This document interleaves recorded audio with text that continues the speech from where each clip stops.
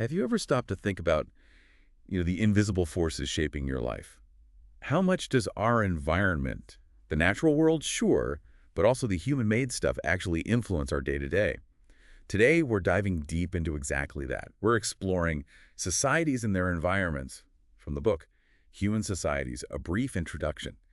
We want to unpack the fundamental, sometimes surprising ways we interact with our surroundings. That's the plan. We're going to look at these really intricate connections between societies, our own biology, and all the different settings we live in, natural and cultural. We'll define some key ideas, look at how humans manage their world, and understanding this is just so crucial for grasping history and, honestly, the big challenges we're facing right now. Okay, let's start with the basics then. What is an environment, really? The source material gives a pretty broad definition, doesn't it? It does. Technically, it's just the surroundings within which anything interacts. Could be the whole universe, could be the specific context for, say, a research project. But what's interesting is how we usually use the word. It tends to narrow down, doesn't it? To the natural environment, trees, water, climate change, pollution, things affecting us here on Earth. Right. And people's views on that natural environment can be worlds apart. Yeah. There's a big contrast mentioned between Western societies and many non-Western ones. Oh, absolutely. And this is key. Our idea of nature isn't universal. It's deeply cultural. Many Western societies historically saw nature as separate, something to be well used, exploited even. Like cutting down forests or timber. Exactly. And the source connects this view, interestingly, back to interpretations of Genesis 1.28, the whole subdue and have dominion idea. It kind of implied this belief that, nature will just sort of clean up our messes. Which has had real consequences. Definitely. But then you look at many non-Western societies, and the perspective is often totally different. They tend to see people as part of the environment, not above it or separate from it. Their worldviews, often tied into religion and morality, are generally much more ecologically minded. Spotlight 5.1 in the text really highlights these indigenous attitudes. But it's not always a simple picture, is it? The source adds some nuance there. Right. It's important not to romanticize it too much. While non-Western societies often had less impact, maybe smaller populations, different tech, they weren't always living in perfect harmony. Given the right circumstances, they could also significantly alter their environment. The book gives the example of Rapa Nui Easter Island, where it seems deforestation happened due to overexploitation. In Europe, too, right? Ancient deforestation. Yeah, large parts of Europe were deforested thousands of years ago, so it's complex. That said, there are also powerful examples, like in Southeast Asia or pre-Columbian America, of complex societies thriving for ages without wrecking their environment. Lots to learn there. So, okay, let's break down this natural environment itself. What are its core components? Right. So the natural environment is basically everything not made by humans. Contrast it with an artificial environment, like a city. It's got two main parts. Abiotic and biotic. Biotic. That's all the non-living inorganic stuff. Think oxygen, nitrogen, water, minerals, rocks. Also physical factors like weather, climate, sunlight, geology, even time itself is part of it. It's the physical stage. Okay. And the other part, biotic. Exactly. Biotic is everything biological. Plants, animals, microbes, whether they're alive or dead and decomposing. Think of a tree. It's biotic when it's alive, still biotic when it falls and breaks down. Eventually, its components return to the abiotic world. It's this constant cycle. That makes sense. A cycle between living and non-living. So how do we categorize these vast living biotic environments? The source mentions different scales. Yeah, two main ways based on scale. First, you have the biome. It's a really large region, defined by similar climate, temperature, rainfall, and the kinds of life found there. Ecologists, anthropologists use it as a broad category. Remember culture areas from Chapter 1? They're basically biomes with human societies mapped onto them. Okay, large scale and the smaller scale. That's the ecozone, or environmental zone. It's a specific area within a biome, usually defined by the dominant plants you find there. Like a specific type of forest? Exactly, a pine forest within a larger temperate forest biome, or maybe a riparian zone along a river, or an alpine zone up in the mountains. And a key thing is, societies usually don't just use one. They often tap into several different ecozones nearby because they offer different resources. That leads perfectly to the next bit. How do individual organisms like us fit into these zones? The terms habitat and niche come up. Right. A habitat is simply the place an organism lives. It's a dress, basically. Fish live in water, bison on grasslands. And the niche is what an organism eats, its role in the food web, its profession, you could say. what's really striking about humans is how incredibly broad Both our habitat and niche are. We live almost everywhere on land, talk about a broad habitat, and we eat almost anything a super broad niche. This adaptability, this diversity in where we live and what we eat, has been absolutely central to our success as a species. And that success relies on using things around us. Let's define resource. Seems simple, but there's a catch. Yeah, a resource is anything humans use. Food, stone, wood, water, air.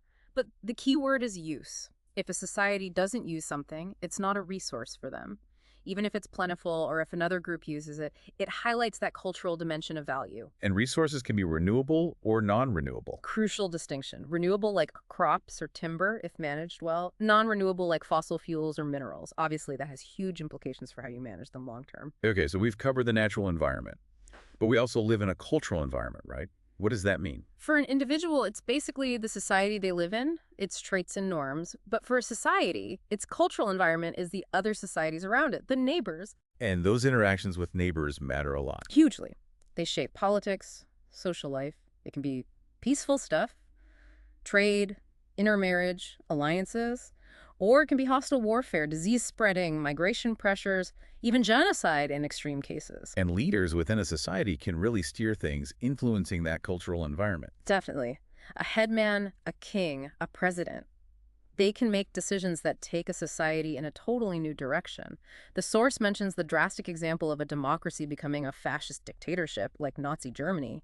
Poor leadership decisions can even contribute to societal collapse.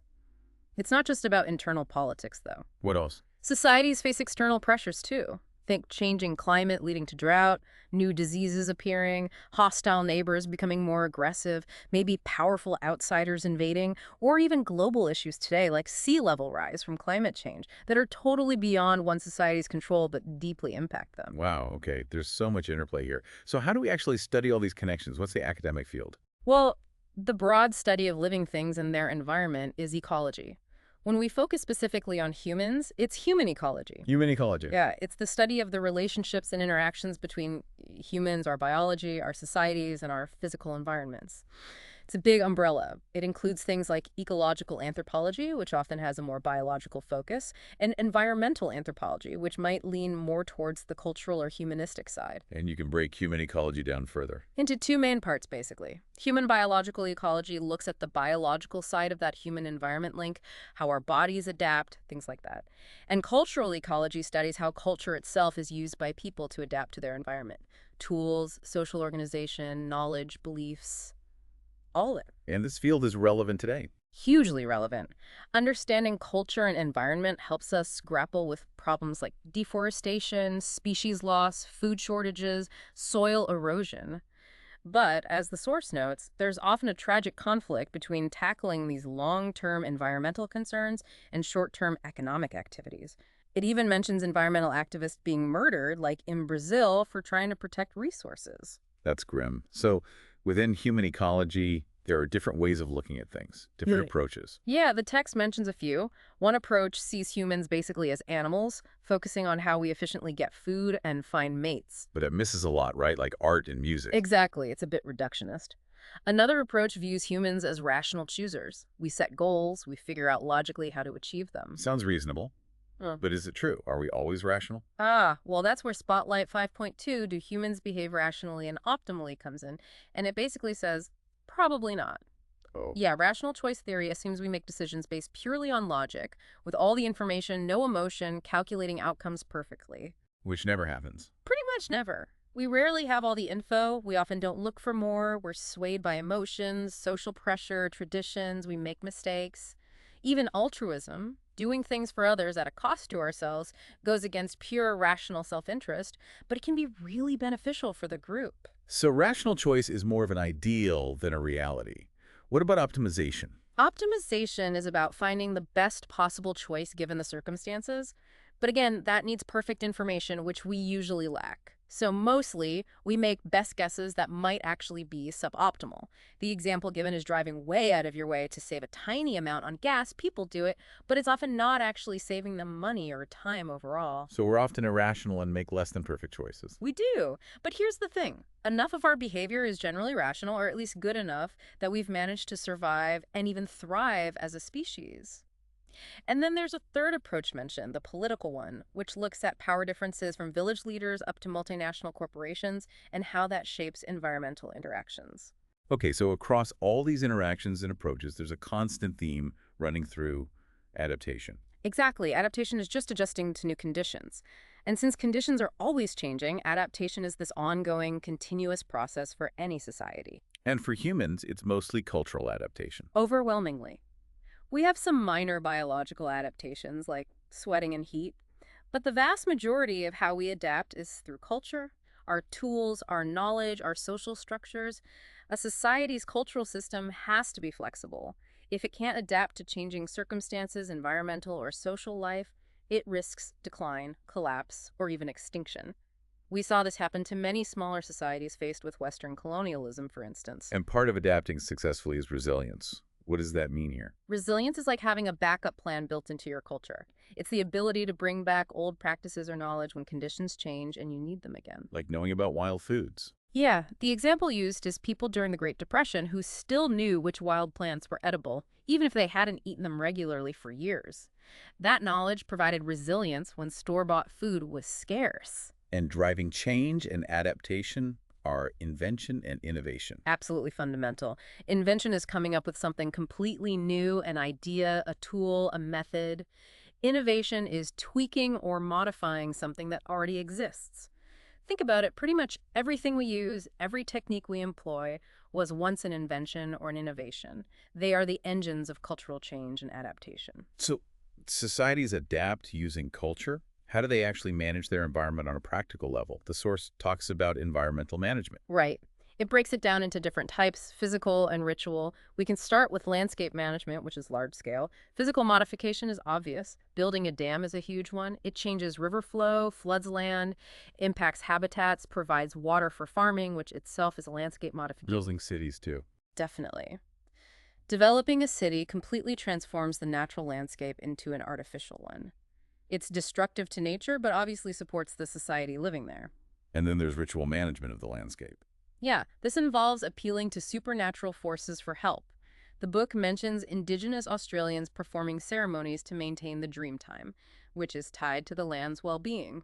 Or, more simply, people praying for rain. The source even brings up human sacrifice here, doesn't it? Spotlight 5.3. It does, as an extreme form of ritual management. It explains there were generally two types. One was appeasement, trying to please the gods, to ensure things like the sun rising or rain falling. The Mexica, or Aztecs, did this with their flower wars to get captives for sacrifice. The other type was retainers for the afterlife, like burying servants with a ruler, as seen in places like Imperial China. Thankfully, these practices declined and are universally seen as murder today. Okay, so that's large-scale landscape management. What about managing specific resources? That's smaller scale. There's minor physical management. Things like pruning plants to make them more productive. Or controlled burning of small areas. This clears out underbrush, making travel easier, encouraging certain plants to grow, and even attracting game animals. It also includes putting limits on exploitation, like rules against killing female animals during breeding season, or setting aside areas as refuges where hunting is banned. And more intense management. Right, intense physical management really aims to boost productivity.